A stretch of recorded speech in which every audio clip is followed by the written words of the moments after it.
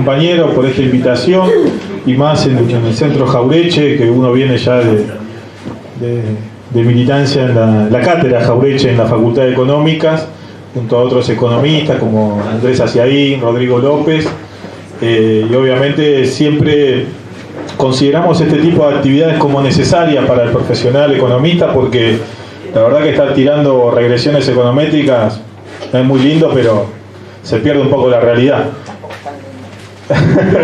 Pero hay que hacerlo cuestiones curriculares. Claro. Entonces, nosotros siempre, desde el año 2008 más principalmente, nos volcamos directamente a acompañar, como se diría, a la gente de a pie en esto de traducir un poco la economía, ¿no? Que a veces parece difícil, pero siempre decimos que es fácil. Es 1 más 1, 2, el que sabe sumar y restar. Esto va para adelante, ya todos saben que estamos endeudados, eso no hace falta que lo diga, ya todos conocen que hay fuga de capitales. Entonces la pregunta es, ¿qué les puedo decir? ¿O qué podemos decir de esta mesa? Particularmente me gusta esto de pensar el 2019 y creo que tiene que quedar claro. Primero, algo que conversábamos, me acuerdo con Omar allá por el 2008, no llenamos la plaza en el 2008 con la 125. Y teníamos la ley de microcrédito, y teníamos un montón de leyes a favor de los sectores populares y mismo la clase media, y no logramos llenar esa plaza. Y ahí hubo un interrogante. Por lo menos a nosotros nos preguntábamos, ¿por qué un trabajador dice somos el campo? ¿No? Trabajador metalúrgico de la Peugeot y de 3 de febrero, la fábrica que quedaba cerca de mi casa. ¿Cómo este tipo se identificaba con un sector social al cual nunca iba a pertenecer? Digo, a ver, Biolcati hay uno, Echeverre hay otro, y todos conocemos más o menos la historia de Echeverre. El abuelo de Echeverre fue vicepresidente candidato con Aramburu. Entonces, digo, ¿cómo un trabajador de a pie podía identificarse con un sector social? Esa fue la gran pregunta que nos hicimos y tratamos de desandar, ¿no? Y nos dimos cuenta que no sabíamos nada de historia económica de Argentina, ¿no? Como que faltaba la pata política a lo económico que nos enseñaban constantemente. Y en eso sirvió mucho Política y Economía de Arturo Jaureche. Para el que quiera hacer un curso rápido de economía, lea Política y Economía de Arturo Jaureche y sale para adelante ya casi economista.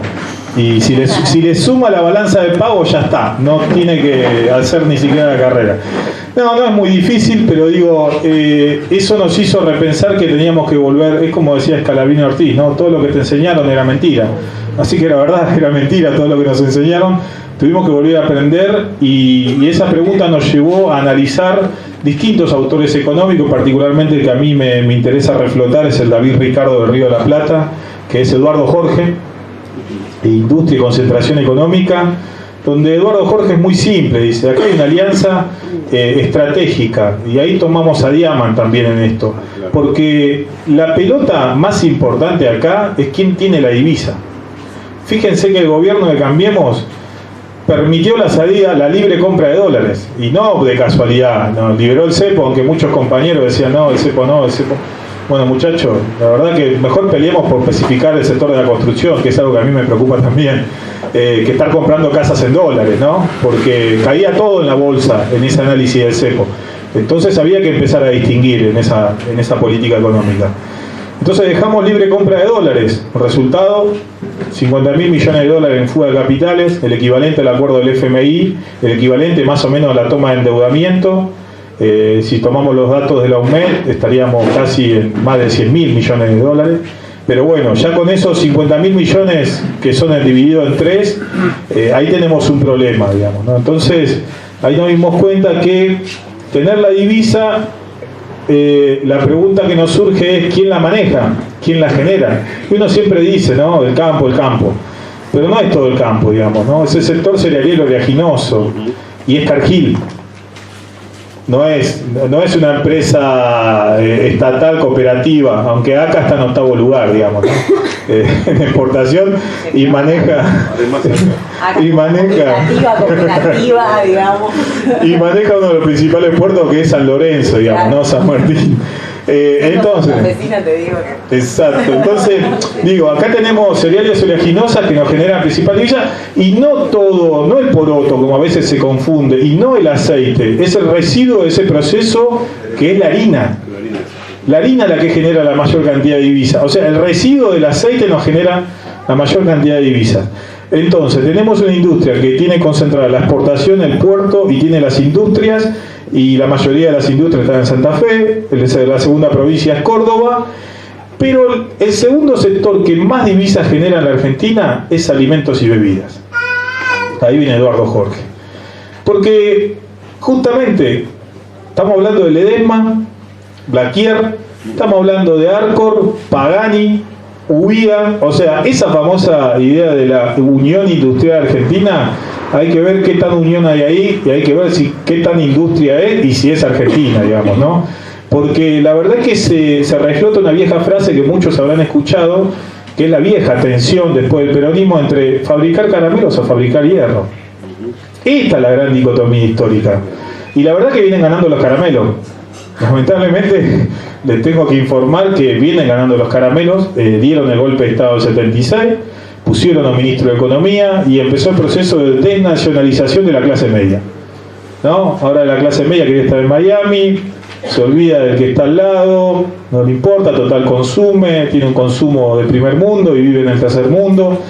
Y eso obviamente trajo para dentro de la sociedad también. Uno cuando iba a la facultad encontraba profesionales que te decían que no había que meterse en política. Estoy hablando del año 2000, 2001, 2002.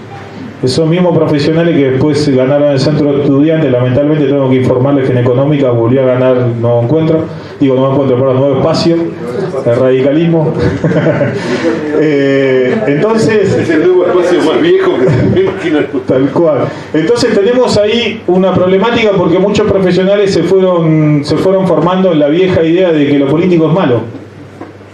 Y vamos a escuchar muchos profesionales de la calle diciendo, bueno, no, lo político es malo, o lo político siempre es algo feo que se tiene que dejar de costado. El problema es que las clases populares, si dejamos lo político de costado, lo agarra la oligarquía, eso está claro. Para nosotros eso no hay mucha mediación. Pero bueno, esta alianza entre sectores de alimentos, sectores exportadores, genera también lo que Jauretche llamaba los saldos exportables con la carne. ¿Y qué decía Jauretche de eso? Se generan saldos exportables a base del hambre del pueblo. Ahora, el sector de alimentos y bebidas también genera saldos exportables. ¿A base de qué? De ponerte una inflación al 50%, acompañada de la devaluación que hace este gobierno. Entonces, tenés alimentos caros, producto del sector de alimentos y bebidas, y ellos ganan por mercado interno y por mercado externo. Lo exportan y ganan dólares, lo venden acá y lo venden caro. Entonces, este segundo sector que está vinculado a la UIA principalmente, no se olviden que Acevedo, hombre de AGD, es la cabeza de la UIA, en ese acuerdo que venía antes Kaufman-Brea, que era de Arcor, un nombre puesto por la alianza Techin-Arcor. Entonces, ahí tenemos un problema, porque a veces cuando nosotros hacemos los análisis confundimos industria, y la verdad que la industria es caramelos. Lamentablemente, si lo vemos desde quién trae la pelota, digamos, ¿no? Quien genera los dólares. Los demás sectores en la economía son deficitarios, entonces esos son los que hacen la política junto con esta estructura financiera desequilibrada, que son la banca extranjera, y que obviamente organizan la economía para transferir los recursos al exterior. Los 50.000 millones de dólares es una transferencia de apretar un enter y sale para otro sistema financiero. Entonces, entre estos tres sectores, más o menos es la alianza de clases que sostiene más el campo más concentrado esta realidad y que puso a este gobierno. Y no me quiero olvidar del último, que estaba en el Foro de Convergencia Empresarial, ese que firmó la DAIA, la AMIA, y lo firmó las iglesias evangélicas, junto con la UIA, la Federación Agraria con BUSI, la banca extranjera y cierta parte de la banca privada, la Cámara Norteamericana de Comercio. Esta es la alianza que cierra la situación en la que estamos viviendo y que precisaba que en el 2015 hubiera un cambio de gobierno. Y hoy vemos clara la posición de la Casa Rosada con la Casa Blanca, digamos, ¿no? Como que todo ya se confirma, pero en aquel momento habría que plantearlo y generaba algunos resquemores, y por eso cuando vemos el 4 de julio último vimos a todos los funcionarios de Cambiemos en la embajada norteamericana.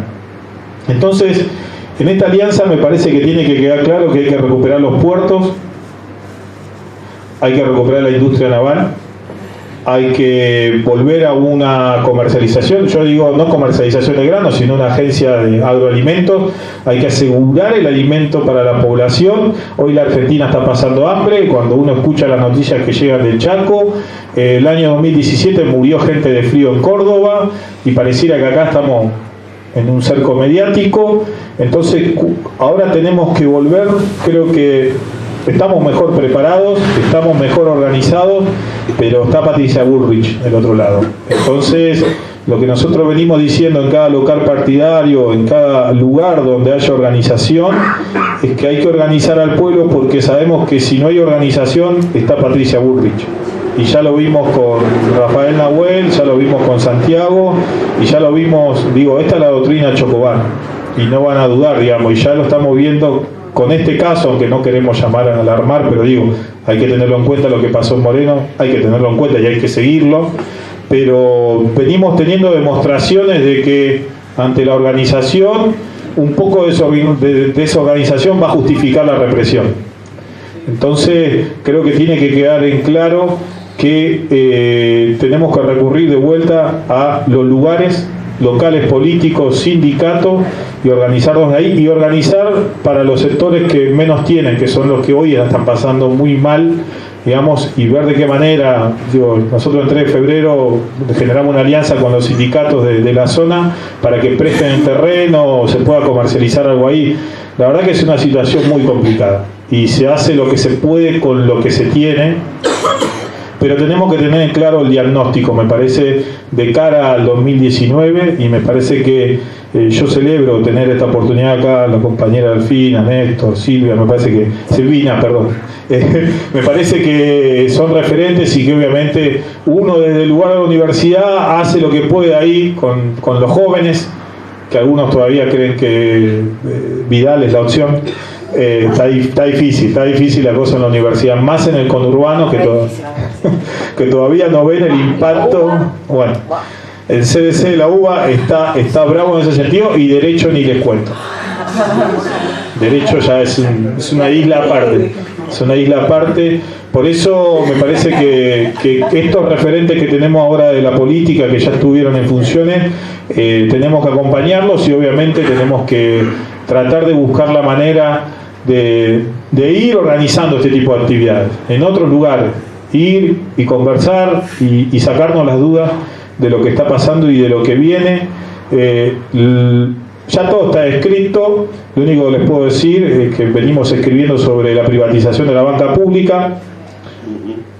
Es algo que en los 90 pidió el FMI, y si ustedes ven el trabajo de Mintzburg que hizo con Noemí Brenta, con Rapoport, hay un lindo cuadrito donde se ve cómo se elimina parte del sistema financiero, principalmente de las cooperativas, y es lo único que no pidió hasta ahora el FMI.